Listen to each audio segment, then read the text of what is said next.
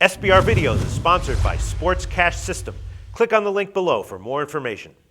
We're previewing Week 3 in the NFL here at SBRForum Videos. I'm Peter Loshak, and we're talking right now with Stephen O from EventDataServices.com. Stephen O is a very well-respected NFL modeler. He has an extensive statistical model that he uses to predict the outcomes of NFL games with a great track record of success, and he's now devoting almost all of his time to handicapping the NFL. Stephen O, thanks for being back with us this week.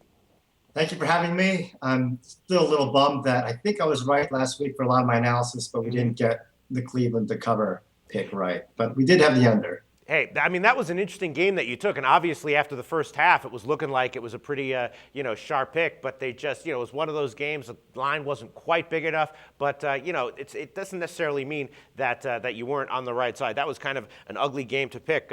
How'd you do last week in general at your site, and tell us a little bit about what you do at EventDataServices.com. We're doing great. I have no complaints.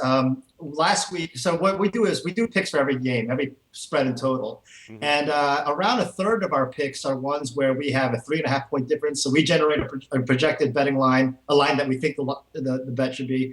And then there's the actual betting line. And whenever there's at least a 3.5 point difference, more than a field goal difference, spread or total, we say it's a high confident pick. Mm-hmm. And in those picks, we were 9-4 in week 1. 6-5 last week, but still profitable in both weeks. So overall, 15-9 in those picks. At the same time, I take those top 10 picks, those high confident picks, and then I focus on 2 or 3 that I especially like.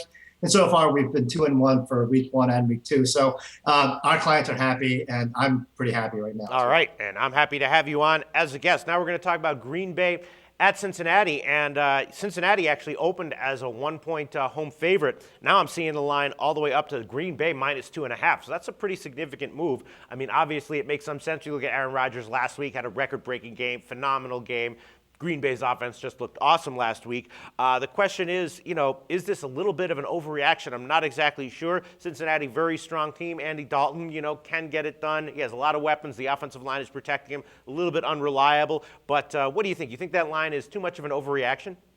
Well, it's funny. When I saw that line at -1, that's when I sent you an email saying I'd like to do this game, because we had Green Bay as a slight favorite. Okay. And we actually have Green Bay right at as a 4-point favorite. Mm-hmm. And so I'm kind of disappointed to see the line up to 2.5. It might go up to 3. Hopefully, I'll settle back in at 1 to give us a little more wiggle room.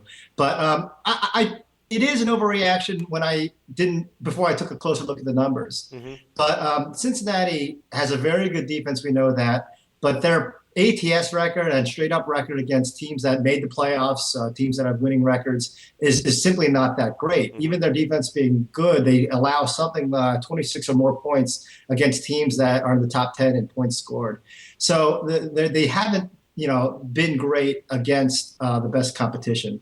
Green Bay, as we know, they scored 28 at San Francisco, which is a harder team to rack up points against. Mm-hmm. They really are set at 26 or more. I see Green Bay as a team that, they're averaging around 26 in our simulations. They've scored 24 or more, I think, every game except for maybe 2 games since after week 3 of last year. I guess, again, they're testing head against 49ers, and obviously demolished Washington. They probably could have scored 48 if they tried. So I really do like the chances of Green Bay scoring 26 or more. So the question is, will Cincinnati score 23 or less? Mm-hmm. And Cincinnati averages 23 at home. They average around 22 versus playoff competition. I know they have A.J. Green, and he's awesome, but Andy Dalton, the knock on him coming out of college was that he didn't have a great deep ball. Right. And great deep ball throwers do tend to torch Green Bay, but Dalton just isn't one of them. Mm-hmm. Even when they got going against Pittsburgh last week, or on Monday night, it was through short passes. I think the longest pass he completed was for around 15 yards. So I don't see him being able to capitalize on Green Bay's weaknesses the way Kaepernick did, or even RG3 did in the second half of the Washington game. All right. Well, if your main lean on this game is that you think that Green Bay is going to probably score more than 26 points, then, the Green Bay line has gone up from +1 to -2.5, and the total has gone up from 46.5 to 48.5. But still at the current lines, the Green Bay team total would still be just 25.5. So maybe that's the best way to bet this game. Yeah, I mean, we had the over/under line at 51, and we have, like I said, Green Bay at -4. So it really comes down to our numbers, the odds makers numbers, the public numbers are pretty safe with Cincinnati scoring 23, right? It's a question of can Green Bay score 26 or more to go over and cover? And our numbers say yes. All right. Well, so your official pick on this one is going to be Green Bay minus 2.5?